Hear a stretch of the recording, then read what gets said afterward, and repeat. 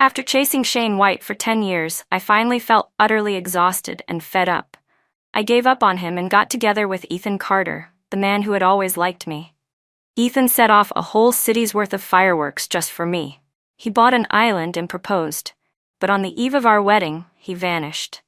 When I finally found him, I heard him laughing like he was drunk on triumph. "I only pursued Claire Zhu to discuss Shane White," he said. "Once I had her, she just wasn't interesting anymore, but I couldn't let it go. So why not skip the wedding and embarrass her in front of everyone? Isn't that fun?" So I beat him to it. I ran away from the wedding first and made him the laughingstock of the city. Later, I heard that the proud heir of the Carter family, who had always carried himself with dignity, turned the entire capital upside down trying to find his missing bride. A month before the wedding, Ethan disappeared. I searched everywhere and couldn't find him. On the 7th day after he vanished, I got word he'd appeared at a clinic. I took a red-eye flight and finally saw him on a ship. Just as I was about to knock on the door, I heard his voice again, laughing. I only chased Claire Zhu to mess with Shane White, but once I got her, she lost all appeal. I froze. He didn't sound drunk at all. On the contrary, he was terrifyingly sober, and the cruel words spilled easily from his lips. After sleeping with her, I realized she wasn't even that interesting. Around him, there was a burst of teasing laughter. Only Ethan could take down the Ice Queen. He looked like he was enjoying the praise. Don't be fooled by how she chased after Shane like her life depended on it. Turns out she was painfully pure. What a shame. "What's a shame?" someone asked. Ethan slowly exhaled a puff of smoke. "A shame that I might have been her first man, but not the first one she loved. She was in love with Shane White for 10 years. Who knows if her heart's still clean? If I hadn't been mortal enemies with Shane, if I hadn't wanted to piss him off by chasing Claire Zhu, I never would have played the role of the devoted, silently protective man," someone joked. "You've been with her for 3 years. Why the sentimentality now?" Ethan's face twisted with irritation. He replied in a cold voice, "Because I chased her for so long, it feels unbearable to just let it go." Someone in the crowd added, "Word is she's been looking everywhere for you. Almost lost her mind. You've been missing for days. Are you all right?" Ethan took another drag, exhaled a cloud of smoke, and chuckled again. Running from the wedding and humiliating her, wasn't that satisfying?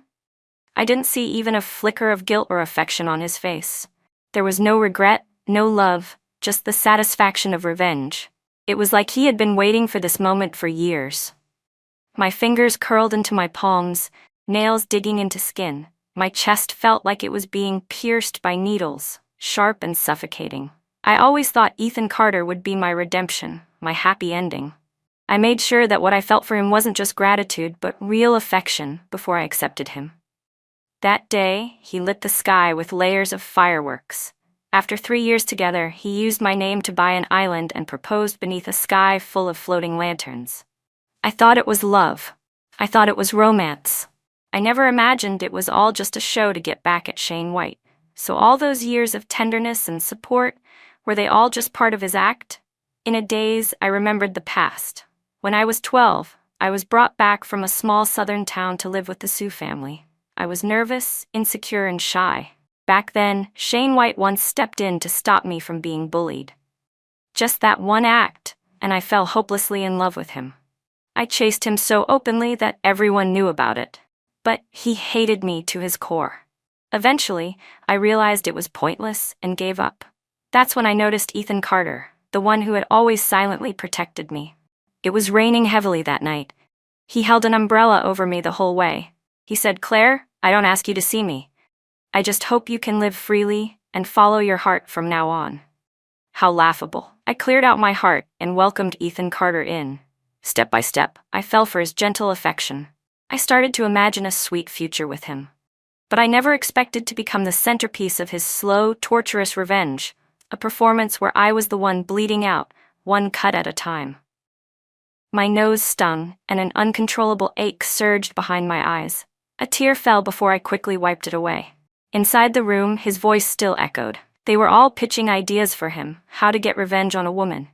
"If you really want to crush her," someone said, "then you have to do it when she's happiest. That way, watching her fall into despair is even more satisfying. Exactly. So, Mr. Carter, you should go back.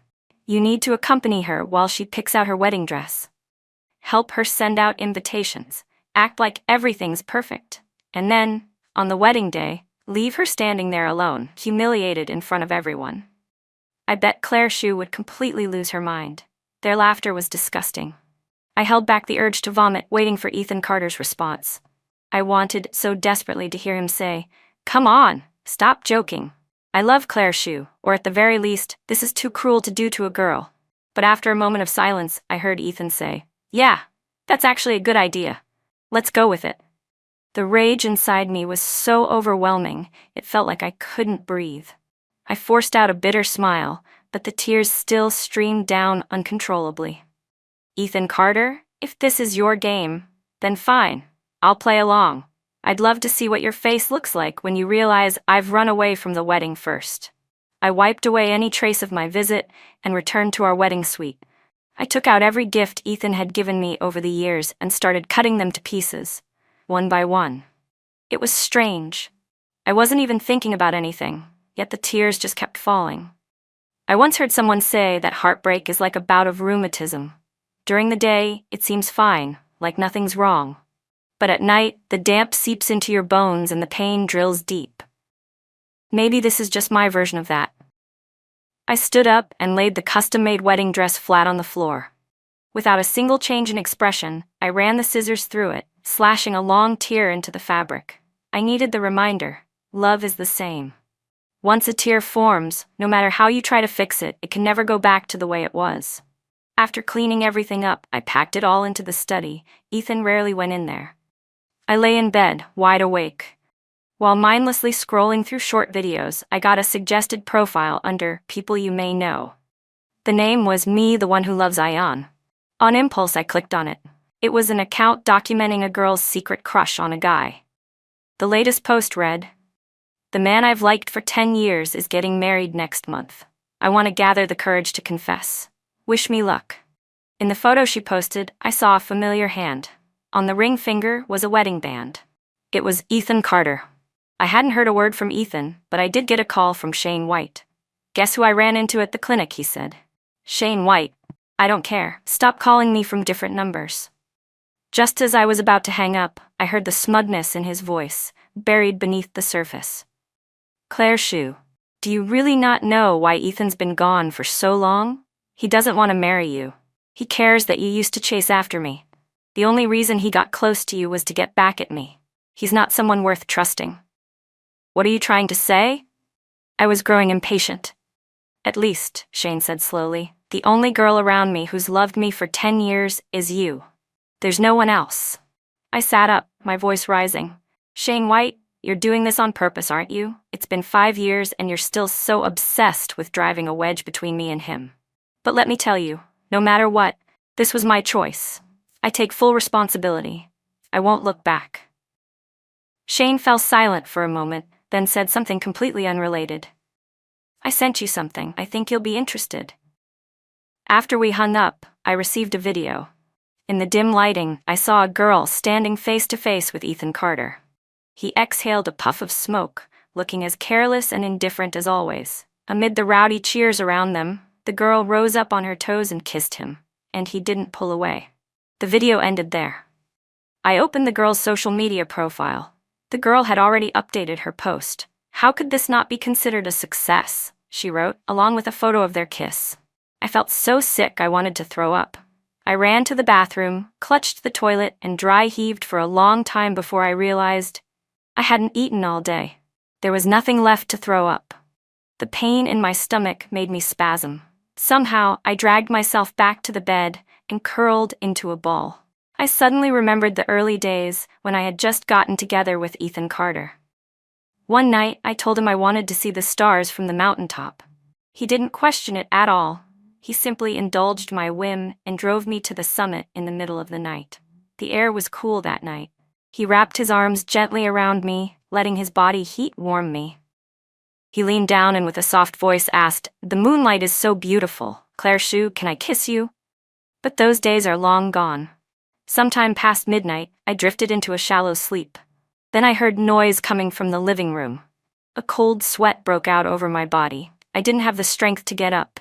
The next moment, the bedroom lights snapped on. The brightness stung my eyes. I heard Ethan's voice filled with panic. "Claire, what happened?" At 7 a.m., I woke up in a hospital bed. Ethan was sitting beside me, holding my hand, looking utterly worn out. It seemed like he had stayed with me all night. When he saw me stir, he stood up to pour me some water. "I leave for a few days, and this is what you do to yourself?" he scolded. "Your stomach's always been weak. Are you trying to die?" How ridiculous. I had spent the entire past week searching for him. I couldn't eat, couldn't sleep. I lost 11 pounds. I kept imagining maybe Ethan had offended someone in business and been kidnapped. I was anxious and terrified, crying myself to sleep every night, soaking my pillow with worry. But him? He'd been out having fun somewhere, carefree, kissing some other girl like nothing was wrong. Ethan smiled slightly as he pinched my cheek. "I knew you'd punish me," he said. "All right, come on. Eat something. Your husband made porridge just for you." It was like nothing had happened. He hadn't slept all night, yet he acted calm, casual, feeding me one spoonful at a time, like the perfect husband. There were a few times I wanted to ask, "Ethan Carter, aren't you tired of this act? Or just say it straight. Ethan, I heard everything you said to your friends. If you don't want to get married, we can cancel it. We haven't registered yet anyway." But I swallowed the words each time. What I really wanted to understand was, how could someone who claimed to love me for so many years do this to me? Just because I once liked someone else, did that mean I didn't deserve love at all? "Sweetheart, why are you crying?" he asked, putting the bowl down and fumbling to wipe my tears. "I'm sorry, okay? I was wrong, baby. Your husband was wrong."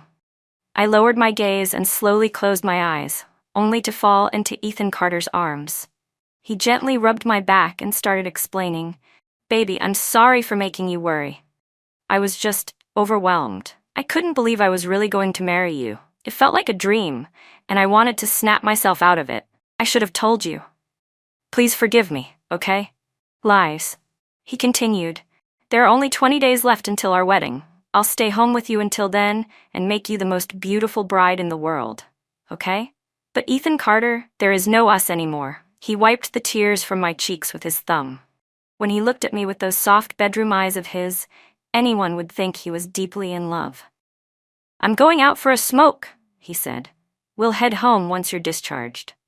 Maybe he trusted me too much, or maybe he just didn't care whether I believed him or not.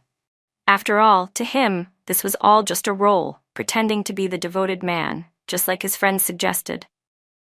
I picked up his phone, which had been buzzing with new message notifications. The passcode was my birthday. I had always known it, but I had never once tried to unlock it. Until now. Once I opened it, I saw dozens of messages from a girl with a peach blossom emoji as her display name. She had just added him yesterday. "Ian, you got back so late. Make sure you rest early, okay? I heard you're getting married. Can you send me an invitation? I want to share in your happiness too. When I saw you after I got off the plane, you kept holding your stomach. Were you not feeling well? I stayed up all night making millet porridge for you. It's good for the stomach. Come on, praise me." He didn't reply to any of the previous messages. Just this one. He wrote back, "Send it to this address." I turned my head and saw a pink thermos sitting on the table. I felt another wave of nausea. The girl was still messaging him. "You're sick. Are you okay? I can stay at the hospital with you, all right? When you finish the porridge, I'll make more. Ian, you have to take care of your health." I sat in the lobby all night. My legs are numb. I'm on my period, and my stomach hurts so much. I turned off the phone, marked the messages as unread, and got out of bed. In the hospital lobby, I saw exactly what I expected, Ethan Carter, and that same girl from yesterday. Through the crowd, I watched them from a distance. They were chatting and laughing. Her ponytail bounced as she moved excitedly, gesturing with her hands. I couldn't hear what she said, but at one point she pouted and rubbed her stomach, and Ethan reached out to ruffle her hair. In that moment, I felt like a mistress spying on someone else's relationship. From last night's kiss to today's head rub, it was clear Ethan Carter liked her. And really, why wouldn't he?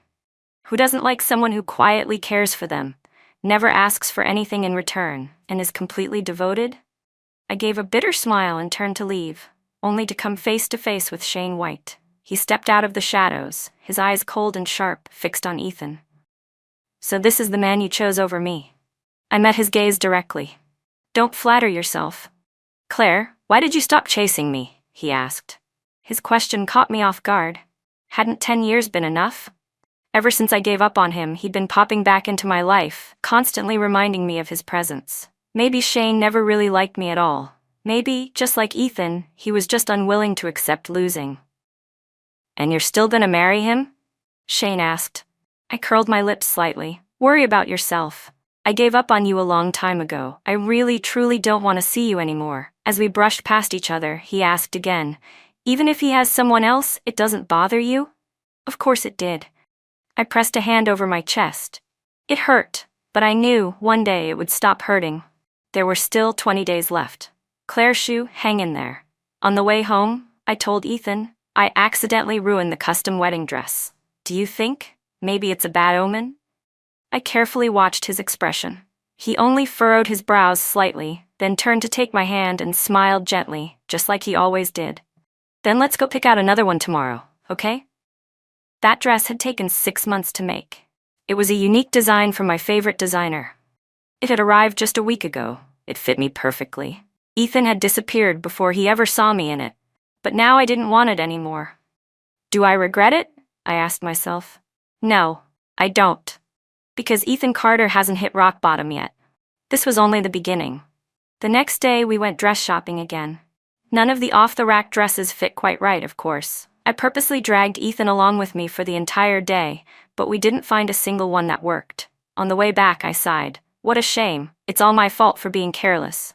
Ethan smiled. It's fine. Take your time. I stared into his eyes and said, Ethan, since the dress is ruined, why don't we just not get married?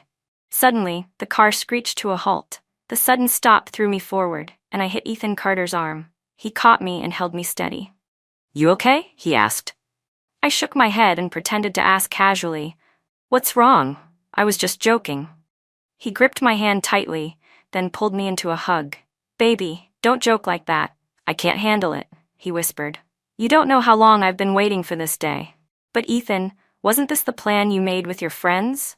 Accompany me to pick out the wedding dress. Help me write the invitations. Pretend to create happy memories with me. And then, at the perfect moment, stab me in the back. All I'm doing is helping you set the stage. So what are you afraid of? That night, right after we got home, before we even took off our shoes, Ethan pulled me into his arms, pressing me against the entryway cabinet. His body was burning hot, urgency radiating off him as he leaned in, desperate to release his emotions. I turned away, gently pushing him back. Ethan, I don't feel well. I don't want to. The moment the words left my mouth, his movements froze. His body tensed like he was searching my face for something. After a long pause, he let out a sigh and wrapped his arms around me again, his hand resting gently over my stomach. Does it still hurt? I didn't nod, but I didn't shake my head either. He kissed my hair. Sit down for a bit. I'll take a shower and then cook something for you. His phone kept lighting up beside us. I unlocked it and saw more messages from that same girl. Ayan, I still haven't received my invitation. So unfair. Oh, right. Auntie Jo told me to come to your office tomorrow. I passed the resume screening. I'm amazing, aren't I? I hope everything goes smoothly. That way I can see you every day. And bring you lunch too, made by me, of course.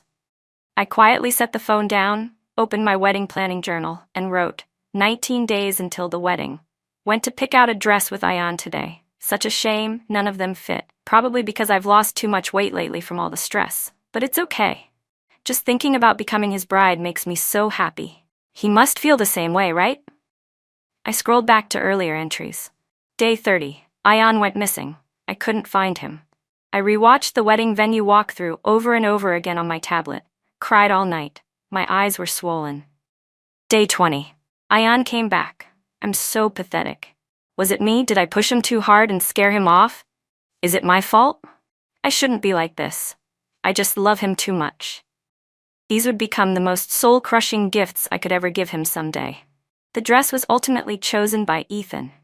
he said, let's just go with this one for now.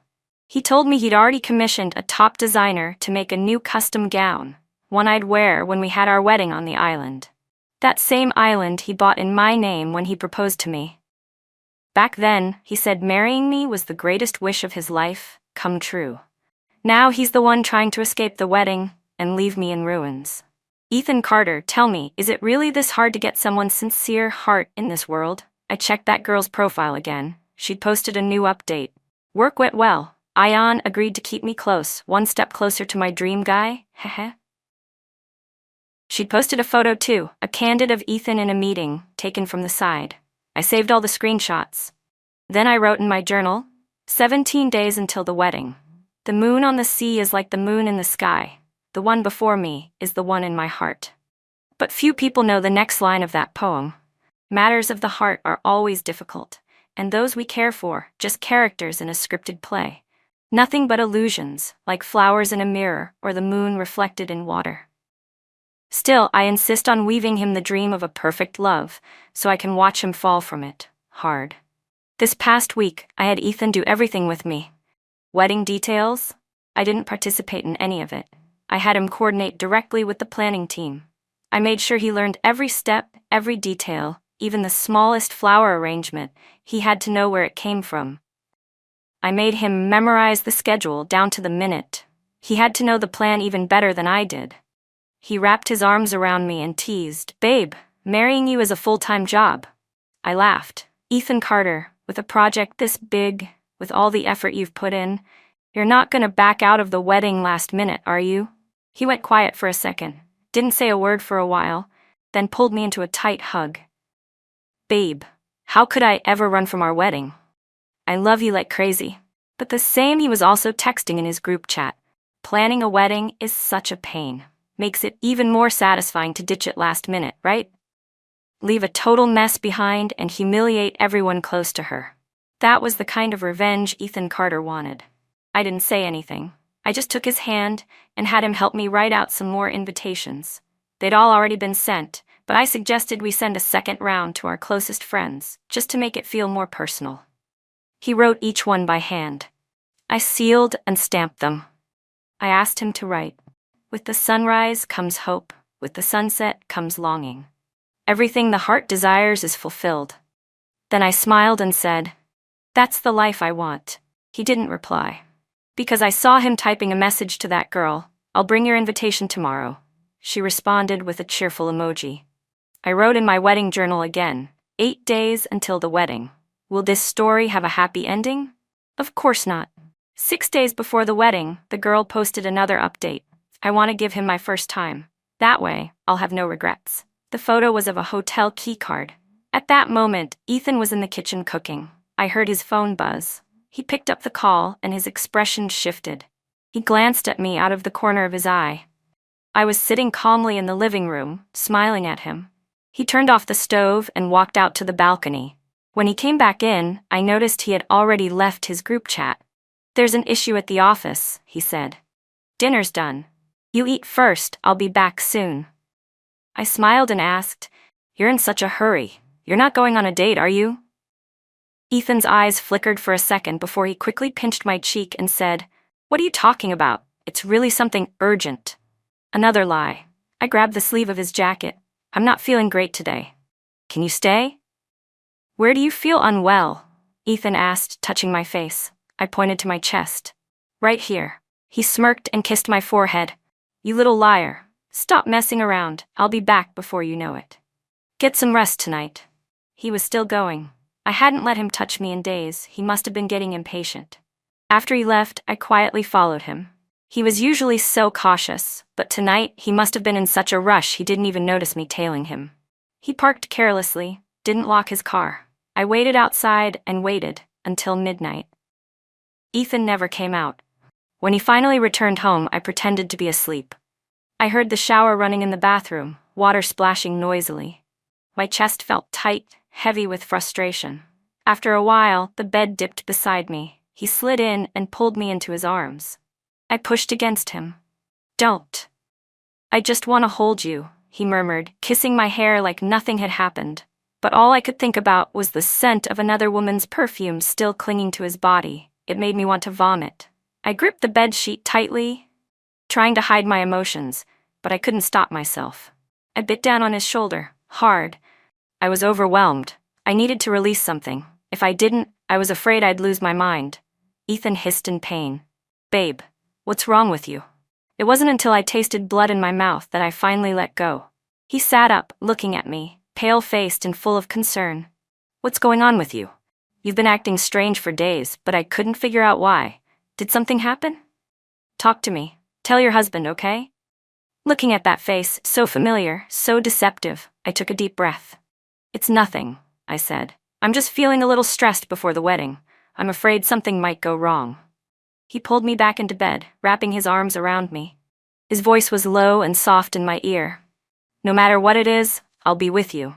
Seeing you in pain hurts me more than anything." I didn't respond. He continued, "Baby, what do you think our life will be like after we get married?" "I don't know. Because we won't get married." He chuckled softly. "I used to dream of a future with you, and, now that I have it, you think I wouldn't treasure it? I imagine you in an apron, making breakfast in the kitchen, with morning light shining across your face. You'd look so beautiful. I want us to have 2 kids, one who looks like you, one like me, a symbol of our love. They'd be so cute. I want to see you in every ordinary moment, every day. You asked me if I'd run away from the wedding. How could I ever? I want to be with you for the rest of my life. After all, I'm the one who chased you." Ethan Carter, stop acting like even you believe your own performance. 3 days before the wedding, I never expected the girl, Tara Rui, to come find me. When I saw her, I finally remembered who she was. She was the girl Ethan's family once sponsored, a determined girl who left a small village and got into college in the big city. She'd secretly fallen for him too. She was just a young girl at the time, meeting a handsome, wealthy, untouchable man. A man who had saved her from despair. Who wouldn't fall for that? "Claire," she said, "you loved someone else for 10 years, but I've loved Ethan Carter for 10 years. So, can you not hold on to him anymore?" Her face was pretty and bright, and she smiled at me. But there was no warmth in it. "You must have seen my posts, right?" So she knew I'd looked through her social media, and she smiled even wider. "You should know," she said. "We've kissed, we've slept together, we understand each other, we both started from unrequited love. Ethan and I are a better match, don't you think?" It felt like a heavy stone crushed my chest. I could barely breathe. She wasn't done. "Women always choose men who love them a bit more than they love back. Do you really think he believes you loved someone else for 10 years and still fell for him that easily? You've only been with him for what, 5 years?" Even that, Ethan had told her. After I stopped chasing Shane White, I stayed friends with Ethan Carter for 2 years. It wasn't until I was sure of my feelings that we got together. We've been together for 3 years since. I lowered my eyes and smiled faintly. "If you're so confident that he'll choose you, then why are you here talking to me?" Tara's expression stiffened, but she quickly shot back, "It's just a matter of time." "Is it?" I asked. "Just like you once secretly loved him? Don't forget, tables turn. You think he'll one day see the pitiful girl who loves him and be moved because he sees himself in you? You think sympathy and curiosity are enough to win him over? You wouldn't understand what it's like to be the one with the upper hand in love." My palm was dotted with tiny red marks where my nails had dug in. Just thinking of Ethan made my chest twist, like someone was squeezing my heart. The sharp pain returned. I swallowed down the rising bitterness in my throat, stood up, and looked Tara dead in the eyes. "Don't be in such a rush, little sister. The things you can't get always seem the most tempting. You should enjoy being the secret admirer while it lasts, because once you get what you want, your so-called white moonlight will fade into a grain of rice, and the red mole on your heart will dry into mosquito blood." Leaning against the car, I took a deep breath, but it couldn't ease the suffocating pressure in my chest. The dull ache turned into a blade twisting inside me. My hands trembled slightly. I held a palm to my chest and forced down the sting in my eyes. "Claire Sue, not yet. Ethan Carter is starting to feel guilty. The end is near. Lately, I've taken him back to all the places where we had our firsts. We took pictures at each one. I gave him a task: make them into a photo album representing our journey together. I told him, these are our beautiful memories for the future. While he worked on it, he would pause for a long time if he didn't know which location to write next. I knew he was remembering everything, that the desire to hurt me was real, but the emotions in those memories weren't fake. And I was going to use the guilt growing inside him, turning it into a blade aimed right back at his heart. Did it hurt? I was hurting more than he was, because during all that time, my love had no other motives. It was pure. But that didn't mean I lost, because I had loved bravely, and I could also let go with dignity. I just chose the wrong person, that's all. When I snapped out of my thoughts, a bottle of water had appeared in front of me. I looked up. Shane White stood in the sunlight. I saw everything, he said. Even so, are you still going to go through with this wedding?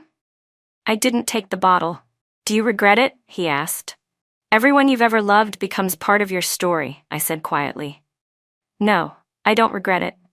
Have you ever considered me? His voice was careful, almost tentative.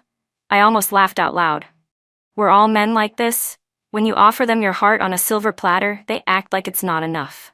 But the moment you take back that love, they scramble to tell you how much they care. Shane White, I've told you 1,000 times, I don't feel anything for you anymore. Even if Ethan Carter and I break up in the end, I still won't choose you. Why? He asked. We're in the same circle. We're a good match on every level. And we've known each other for so many years. We know each other inside and out. I gave a cold laugh. So you're saying that Claire Sue has to choose between you and Ethan Carter? That I can't live without either of you? No, that's not what He reached out to grab me, but I stepped away. Then a voice rang out from behind us, familiar and sharp. What are you two doing? I turned. Ethan stood against the light, his face shadowed, his eyes unreadable, but filled with a chilling intensity. His entire presence radiated pressure, silent, but impossible to ignore. Without warning, he punched Shane in the face. Shane barely flinched before throwing a punch back. You dare hit on Claire Sue? Ethan's voice roared, eyes red with fury. You think I won't kill you for that? Shane wiped the blood from his mouth, sneering. And you think you're some kind of saint, Ethan Carter? Can you honestly say you didn't chase after Claire just to spite me? Can you say your feelings for her were ever pure? He turned to me. Claire, I liked you, really did. But you never once responded to me. And him? Does he know about the sweet little sister waiting for him outside your relationship? For a second, Ethan froze. His face turned pale. Slowly, he looked at me, panic in his eyes. Baby, listen, I can explain. In the car, Ethan tried to explain everything. She's just a girl who has a crush on me. When I see her, I think of myself back then. That's it. There's nothing going on between us. He gripped my hand tightly. I've loved you for so many years. We're getting married in 3 days. You have to believe me. His fingers squeezed mine, but strangely, the turmoil inside me was already fading. I looked at him calmly. Ethan Carter, I said softly, why don't we just not get married? What? His eyes widened in panic. It didn't look like an act. We're getting married in 3 days. Don't say stuff like that just to hurt me, please. Ethan, I said with a faint smile, are you feeling resentful? You think I chose you because I couldn't have Shane White, Schmath. You never believed I stopped loving him. You always thought there was a part of me that was still his. No, that's not true. I laughed through my tears. Ethan, I really did love you. I loved your warmth. The way you made me feel like I was the only one. Or maybe love doesn't need a reason. That day you stood in the rain, I don't know why, but something in me moved. I thought, maybe it's you. His eyes reddened. His voice shook as he reached up to wipe away my tears with trembling fingers. I know, he whispered. Don't say anything more. It sounds like you're breaking up with me. Please don't leave me. Please, Claire, don't leave me. Do you love me? I asked. He answered almost without hesitation. Of course I love you. No one in this world could love you more than I do. But you still hurt me, I said, sniffling. Then I'll believe you, just this once, I whispered. After all, the time hasn't come yet. 2 days before the wedding, Ethan and I went back to our respective homes. When he dropped me off, he held my hand tightly, as if afraid I'd run away. Babe, he said, we're really going to get married, right? I didn't answer. He nodded to himself, comforting his own anxiety. Of course we will. We're getting married. But that night, I quietly returned to the house full of our memories. I took everything that belonged to me, even wiped the strands of my hair from the floor. I left only the pile of broken gifts he had given me, the shredded wedding dress, my wedding planning journal, and the rings. I really wanted to see the look on Ethan Carter's face when he realized I was gone on our wedding day. It must be something worth remembering. The day before the wedding, Tara Rui updated her profile again. The man I love most is getting married tomorrow. But the bride isn't me. She posted a picture, her wrist slashed, lying in a hospital bed. I drove out, wearing sunglasses, and parked in front of the hospital entrance. Soon, I saw Ethan arrive. Tara threw herself into his arms. He stood still. He didn't hug her back, but he didn't push her away either. From where I sat, I couldn't hear what they were saying. Tara buried her head in his chest, sobbing uncontrollably. Strangely, I felt nothing this time. I suddenly remembered a moment in the second year of our relationship. We were deep in love, and I asked him, "Will you ever cheat on me? Fall for someone younger, more beautiful?" He rubbed his cheek against mine and said, "What are you talking about? No one could be more beautiful than you. And besides, if even I could cheat, then there really wouldn't be a single good man left in the world. I met you at 12. We got together at 25. You've been half of my life. How could I ever love someone else?" All lies. A message came through on my phone from my senior from grad school. "My supervisor here is a big name. You'll love it. God, I've been waiting for you to come. I thought you weren't serious about applying for the PhD. Finally, you came to your senses. I'm dying of excitement. When will you get here? I'll set off fireworks at the airport to welcome you." I looked again at the two of them not far away, whispering and crying together, and I lowered my head and typed, "Tonight, I've cleaned every trace of myself out of Ethan Carter's home." In my journal, I updated the entry for 2 days before the wedding. I finally understand, before you can love anyone else, you have to love yourself first. It's not that I don't deserve love, it's that you never deserved mine. There's nothing wrong with me. One day before the wedding. This whole time, it may have looked like I was giving him a chance, but in truth, I was giving one to myself, to make sure that when we parted, I wouldn't have regrets. So I watched him coldly, observed every move he made, watched how he hurt me, watched how easily he lived with himself, until the day I looked at him and felt nothing. No pain, no love, not even a ripple of emotion, just disgust. And that's when I turned the page. Ethan Carter, I've moved on. I packed my bags, turned off my phone, and boarded the plane without looking back. There are people who will only appear briefly in your life. If you love the wrong person, you let them go. If your heart is broken, you patch it up and move forward. The road always leads somewhere. And still, I really was curious about his wedding tomorrow. After all, I ran away too. I wonder if he was just as surprised. In my 3rd year in the UK, I was completely immersed in academics. I earned an assistant professor position. Right before graduation, my senior invited me out for drinks. A few days ago, when I was back in the country, guess who I ran into? She said, "Who?" "That two-timing ex of yours." My senior rolled her eyes. He was still pretending to be Mr. Romantic. Hearing about him again, I felt nothing. He had gone looking for me. "He wasn't looking for me," I said. "He just tried reaching out to every classmate you've ever had from undergrad to grad school," my senior replied. "But you told all of us not to give him any info about where you were, and your family helped block the news too. So what was he supposed to find?" Nothing. Guy seemed half crazy though. I clinked my glass against hers. "I don't really care anymore." "Well, he definitely doesn't deserve your care," she said with a snort. "Right before I left, he even asked me to bring you your wedding dress, said he was still waiting for you. How ridiculous. Who told him to wait?" I shrugged. "It's over. I wasn't going to let the ending spoil the journey. There's no wound that can't heal, no heartbreak that lasts forever." I had already let go a long time ago. Still, I took the package she brought and quietly slipped it into my backpack. Pathetic, really. It was the photo album I'd asked Ethan Carter to make, full of pictures of us. From strangers to slowly falling in love, every detail of our relationship captured in snapshots. I flipped to the last page. In his bold, deliberate handwriting he had written, "Claire Shu, I love you." My senior peeked over, suddenly flustered. Wait, you're not getting sentimental, are you? I closed the album and tossed it into the trash can. Why would I? If anything, being moved by this would only make me feel like all my effort was just a joke. She let out a sigh of relief. Well, in that case, there's something you might want to know.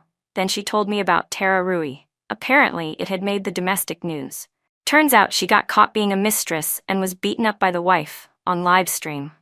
She then tried to clean up her image using that same live stream, but it backfired spectacularly. People dug up her past, her manipulative posts about Ethan, her so-called secret love diary. Everything. She was exposed as a repeat offender. And online, she was being ripped apart. Trying to romanticize being the other woman? Confessing to your crush and offering up your virginity the night before his wedding? Seriously messed up. My senior rolled her eyes. Honestly, she made my chest ache from secondhand anger.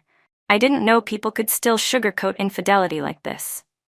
If I were his fiancée, she continued, I'd have beaten her to a pulp right there. And the guy? He's no better. If he had any sense of boundaries, none of this would have happened.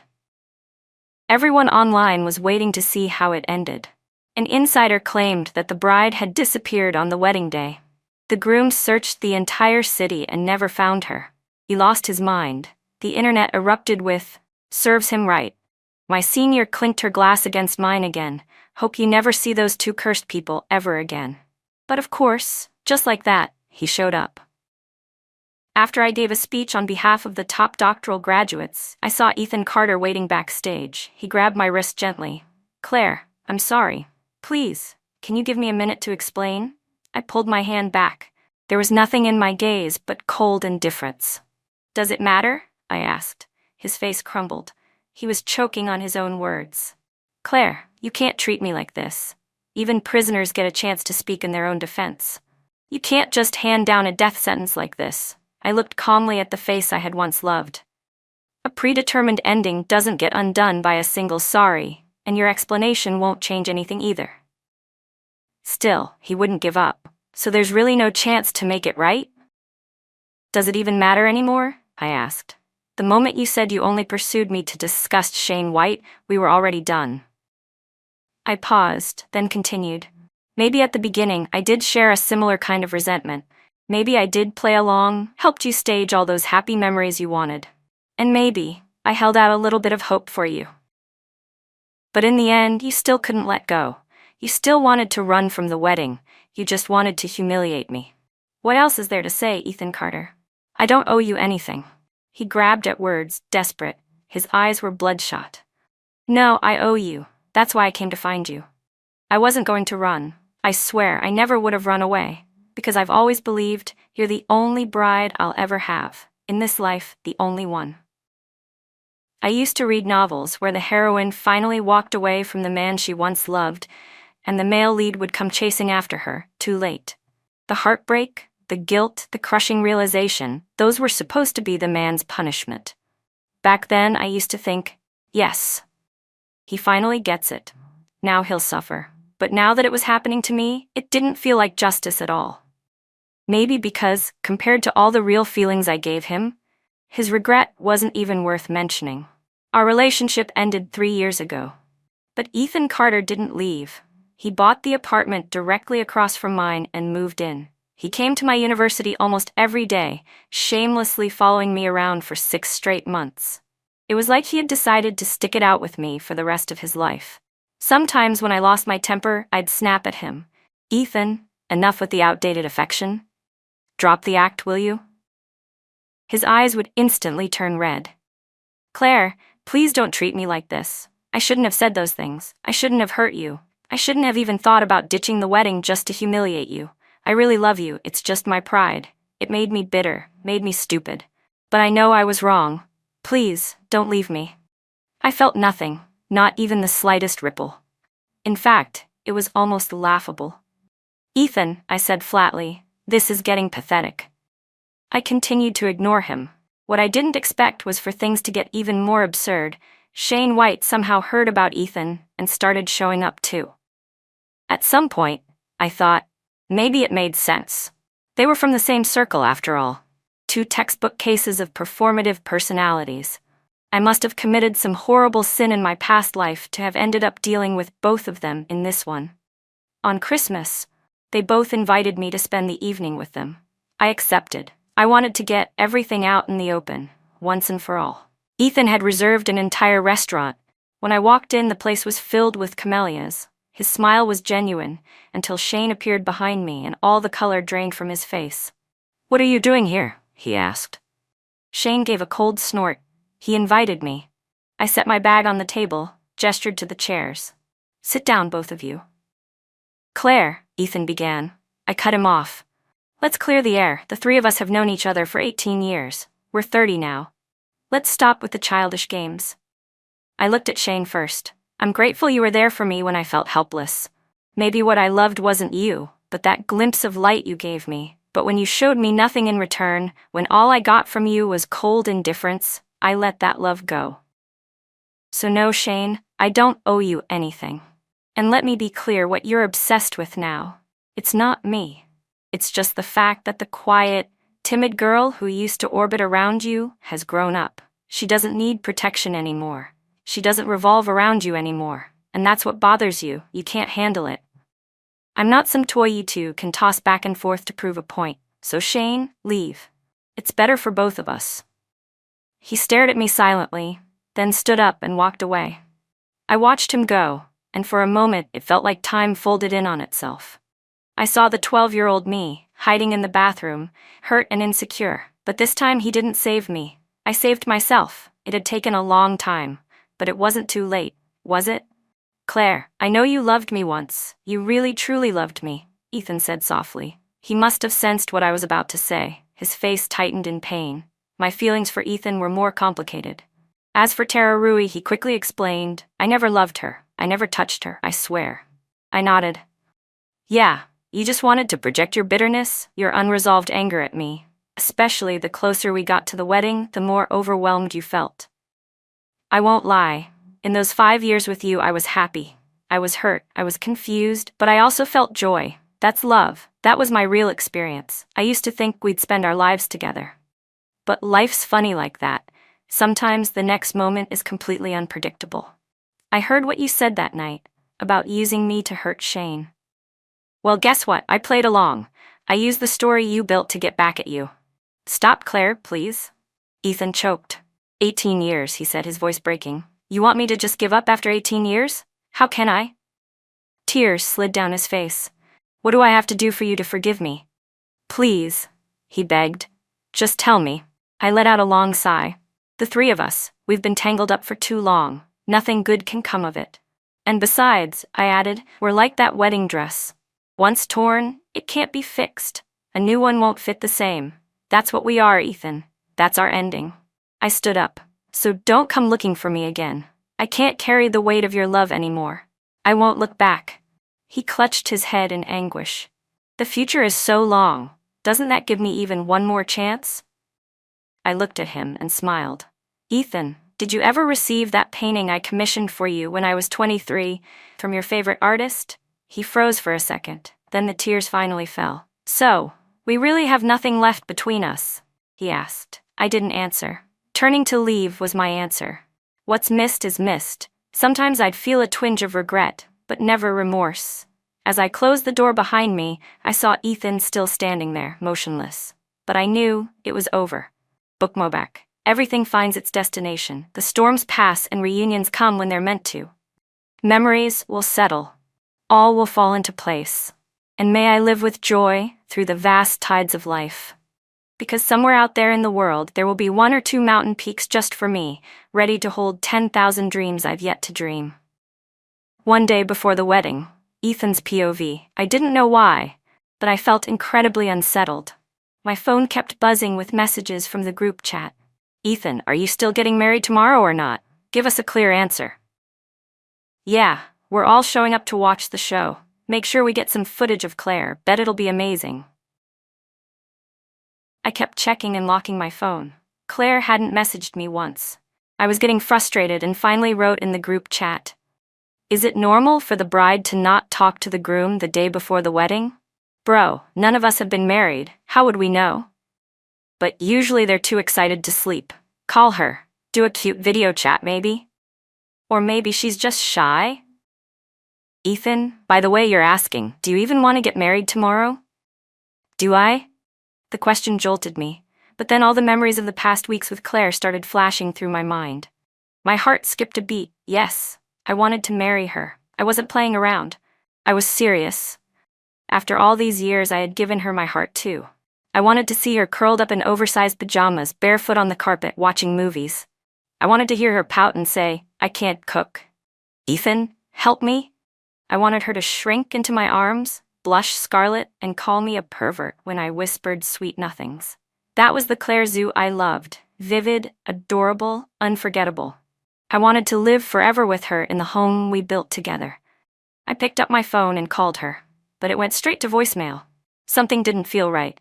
I asked the group chat again. They said maybe she was just exhausted and had gone to bed early. It was, after all, a huge day tomorrow. Maybe they were right. I typed, "I'm getting married tomorrow. None of you better ditch me. No runaway bride crap. Come on, Ethan, don't jinx it." Like that would actually happen. A real runaway bride? That'd be the ultimate embarrassment. I turned off my phone. I imagined how Claire would look in her wedding dress. She'd be stunning. Though it was a shame her custom gown had been ruined, it didn't matter. She'd be the most beautiful bride in anything. I thought maybe, just maybe, from now on I could set aside my pride, my games, and just build a life with her. The wedding day. Something felt off. I couldn't explain it. Every part of the ceremony was going exactly as planned. The host stood on stage, speaking into the mic, but my mind was elsewhere. Claire wasn't there. My heart was pounding uncontrollably, like it knew something terrible was about to happen. Then the host said, "Now let's hear a few words from the groom." I snapped to attention. There wasn't supposed to be a speech. But before I could say anything, the sound system blasted through the venue, crystal clear. I nearly lost my balance. My hands began to tremble. It was a recording from the boat. My own voice. I only chased Claire Zhu to spite Shane White. Once I got her, she wasn't interesting anymore. But I was unwilling to accept it, his voice continued. So I thought, making her flee the wedding and humiliating her would be more fun, right? The venue erupted. Gasps, whispers, people shifting in their seats. Then, the big screen lit up. Videos began to play. One clip showed that girl leaning in to kiss me. I dodged it at the time, but the frame still caught enough. Another showed the hotel room number she'd posted on social media, with a blurry image of me entering the room. He had claimed he was going to kill himself. I had only gone to stop him from doing something stupid, to calm him down. He said he couldn't let go. We were two people wounded in different ways. I understood the silent ache of loving someone from afar. There was another video. Him hugging me outside the hospital, me standing stiff in his arms as he cried.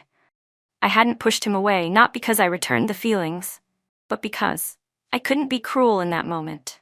Nothing ever happened between us. But still, at that moment, it felt like my heart was shattering into pieces, splintering beyond repair. Claire knew. She knew everything. She knew I didn't want to marry her anymore, and yet she still went along with the act. Still helped me perform that lie. Suddenly, memories of our time together came flooding back. The chances she gave me, the silent endurance, the way she finally, quietly left when she'd had enough. "Ethan Carter, you ruined it. You don't deserve her."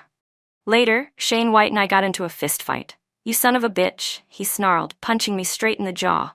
I didn't hold back either. My emotions had spiraled too far to keep inside. I hit him back hard. "And you're any better?" I growled. Shane let out a cold laugh.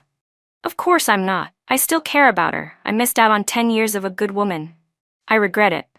"You think I don't? You think I haven't hated myself for what I did?" "I used to envy you, Ethan," he said, his tone bitter. "I never had her. I pushed her away. I hurt her. But you were different. I thought at least you wouldn't screw it up. But you did. She gave you 3 years, not 3 days, and this is what you did with them." I sank to the ground, defeated. I couldn't even imagine how she must have felt hearing my voice say those things. That I pursued her just to hurt Shane. That I got bored of her. She must have been completely crushed. She didn't leave me a single word. Just vanished. I staggered out of the wedding venue in a daze, and that's when I received a delivery. A painting. The one she had commissioned 3 years ago for my favorite artist. The canvas was quiet and melancholic. A fantasy scene of a girl kneeling in silence, tears pooling in her eyes, looking up at a boy holding an umbrella. It was us at 23. A note on the back, a gift from 25-year-old Claire to future Ethan. In that moment, something inside me collapsed. I held the painting in my arms and sobbed. Would the 23-year-old me want to strangle the 28-year-old man I'd become? And then I became the laughingstock of the entire city.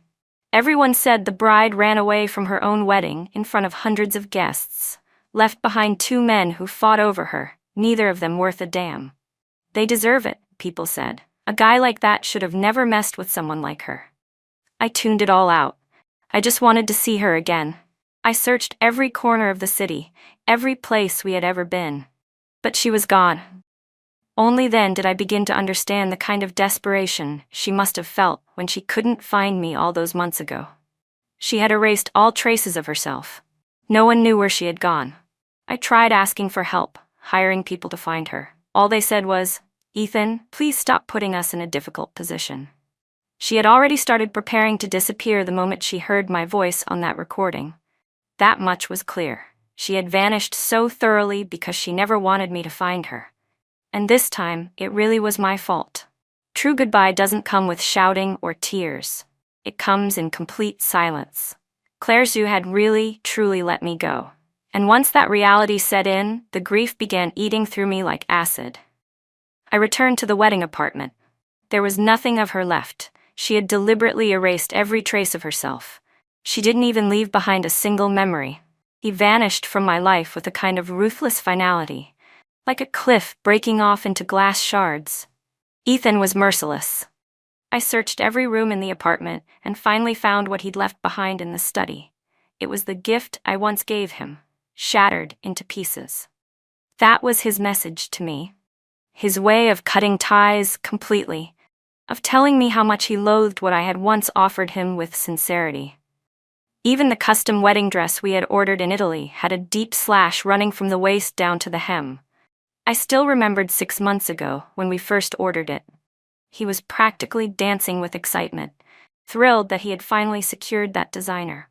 He had said he wanted me to be his most beautiful bride.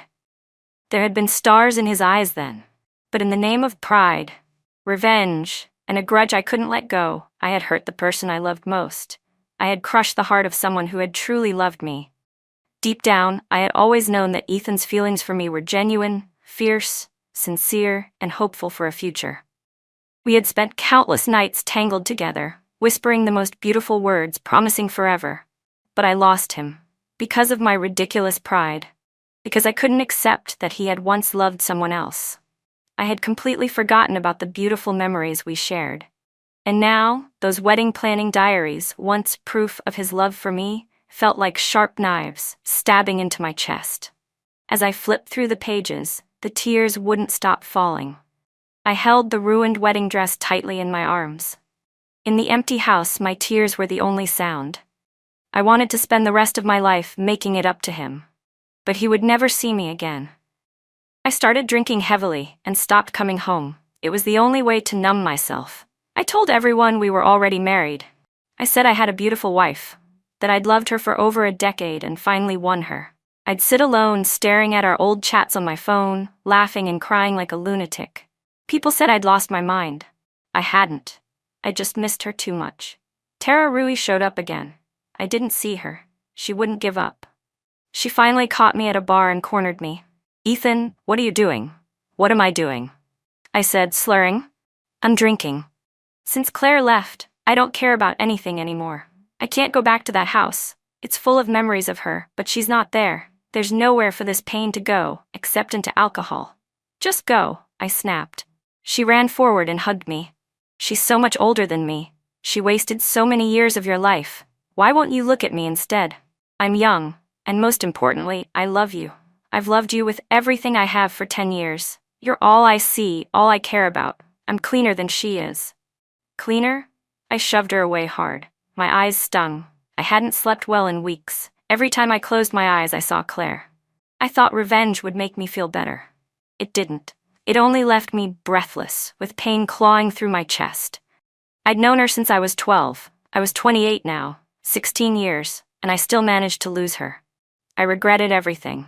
I broke down, covering my face, sobbing uncontrollably. Tara tried to approach again. I lifted my head and looked at her coldly. If you don't want to disappear from this city, then get lost, and the Zhou family's sponsorship? That's over. That night, I went back to the apartment I once shared with Claire. I lay on the floor of the study, curled around her ruined wedding dress. 3 years later, I finally heard that she had finished her PhD. I booked the next flight out. I needed to see her, to say I was sorry. But when I did, she was cold and distant. Like she truly didn't love me anymore. I didn't want to believe it. How could that be? We had loved each other for years. How could love just disappear like that? So I stayed, tried to win her back, just like I had in the beginning. Good women fear persistent men, right? If I just humbled myself, if I stayed close, surely she would see me. She was always soft-hearted, but she really didn't want to see me anymore. Later, Shane White came too. I had long let go of any grudge against him. Time had a way of putting things in perspective. Looking back, the jealousy I once had felt, absurd. Claire asked to meet with us. She said she wanted to put everything on the table. 18 years of entanglement. She said if she didn't want it anymore, then that was that. That's when I finally understood. Both Shane and I had lost, even though I had been the first to fall for her.